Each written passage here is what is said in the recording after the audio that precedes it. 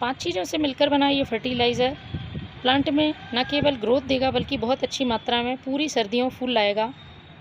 5वीं चीज़ जो मैंने इस्तेमाल करी है वो बहुत ज़रूरी है, इसके बिना ये फर्टिलाइज़र कंप्लीट नहीं होगा। तो आप पूरा वीडियो देखें और देखें कि ये फर्टिलाइज़र प्लांट के लिए क्या क्या फ़ायदे पहुंचाता है और ये प्लांट में कितनी तेज़ी से ग्रोथ लाता है। फ्रेंड्स, बात करूंगी आज एक ऐसे फर्टिलाइज़र के बारे में जिसका यूज़ यदि आप अपने प्लांट पर करते हैं तो प्लांट में यदि ग्रोथ नहीं हो रही है, प्लांट ने ग्रोथ रोक दी है, प्लांट बहुत मुरझाया हुआ या कमज़ोर दिखाई दे रहा है, उसमें कलियां नहीं बन रही हैं, फूलों का आकार बहुत छोटा है, तो ये सारी समस्याएं खत्म होंगी, पत्तियां पीली नहीं पड़ेंगी। इसके साथ ही जो ज़रूरी फ़ायदा है प्लांट के लिए वो यह रहेगा कि यदि आपके प्लांट में इंसेक्ट अटैक हो गया है तो वह भी दूर होगा, जड़ों में किसी तरह का फंगस है तो वो भी ख़त्म होगी। क्योंकि अभी जो समय चल रहा है वो प्लांट में नई ग्रोथ शुरू होने का है। यदि इस समय आप प्लांट की केयर सही नहीं करते हैं या उसमें ठीक तरह से फर्टिलाइज़र नहीं डालते हैं तो प्लांट आने वाले समय में अच्छे फूल नहीं दे पाएगा और उसकी ग्रोथ भी रुक जाएगी। तो मैं बिल्कुल फ्री का फर्टिलाइज़र बनाने वाली हूँ और ये प्लांट में बाज़ार के फर्टिलाइज़र से कहीं ज़्यादा फ़ायदा पहुँचाएगा। इस तरह के फर्टिलाइज़र का उपयोग आप सभी पौधों पर कर सकते हैं। तो मैं एक पावरफुल फर्टिलाइज़र के साथ साथ इंसेक्टिसाइड और फंगीसाइड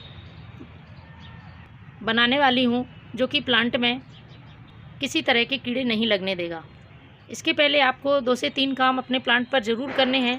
प्लांट में यदि मिट्टी में आपने गुड़ाई नहीं करी है तो अभी आप गुड़ाई ज़रूर कर लें।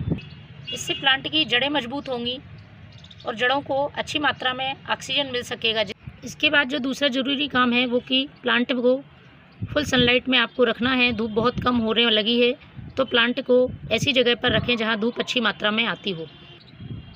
पानी को आपको उतना ही इस्तेमाल करना है जितनी मिट्टी में नमी बनी रहे, बहुत ज़्यादा मात्रा में प्लांट में पानी नहीं देना है। तो चलिए शुरू करते हैं प्लांट में किस तरह से फर्टिलाइज़र का यूज़ करना है और इसे किस तरह से तैयार करना है।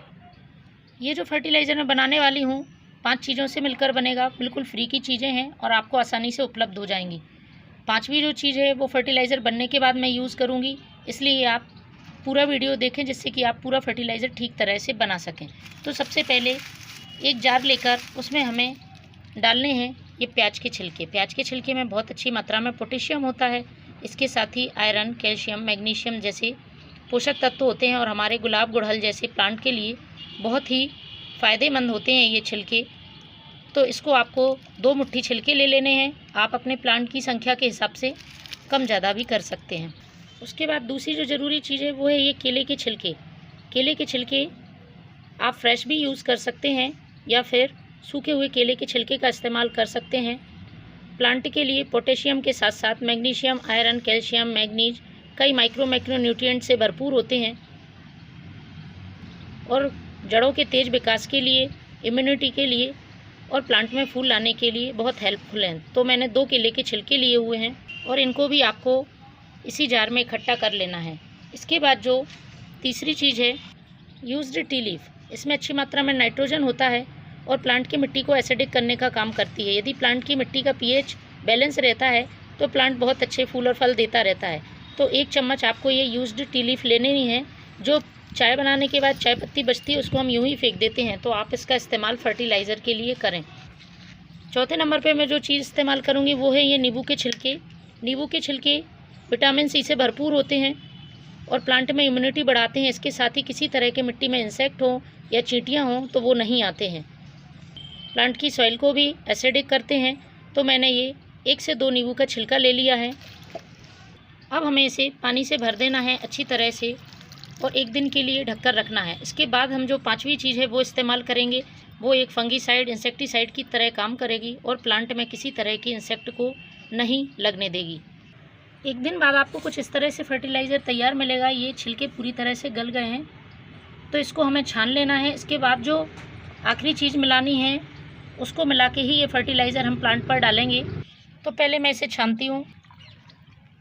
ये इस तरह से हमें फर्टिलाइज़र मिल गया। जितना फर्टिलाइज़र है उतना ही पहले इसमें सादा पानी मिलाते हैं।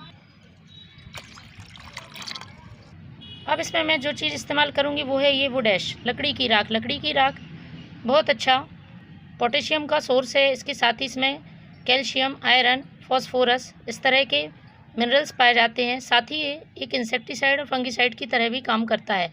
प्लांट में लगने वाले किसी भी तरह के इंसेक्ट को दूर रखता है। आप इसे कई तरह से यूज़ कर सकते हैं। पत्तियों पर छिड़काव भी कर सकते हैं आप इसका डायरेक्ट, या फिर मिट्टी में भी मिला सकते हैं, लेकिन मैं इसमें फर्टिलाइज़र के साथ ही इसका यूज़ करूँगी। तो इसको हमें आधा चम्मच राख का इस्तेमाल करना है। इसकी ज़्यादा क्वांटिटी यूज़ नहीं करनी है, क्योंकि ये एल्कलाइन नेचर की होती है और प्लांट की पीएच को यदि आप ज़्यादा मात्रा में यूज़ करते हैं तो गड़बड़ कर सकती है। और इसे हमें अच्छी तरह से मिक्स कर लेना है। ये हमारा फर्टिलाइज़र प्लांट में डालने के लिए बिल्कुल तैयार है।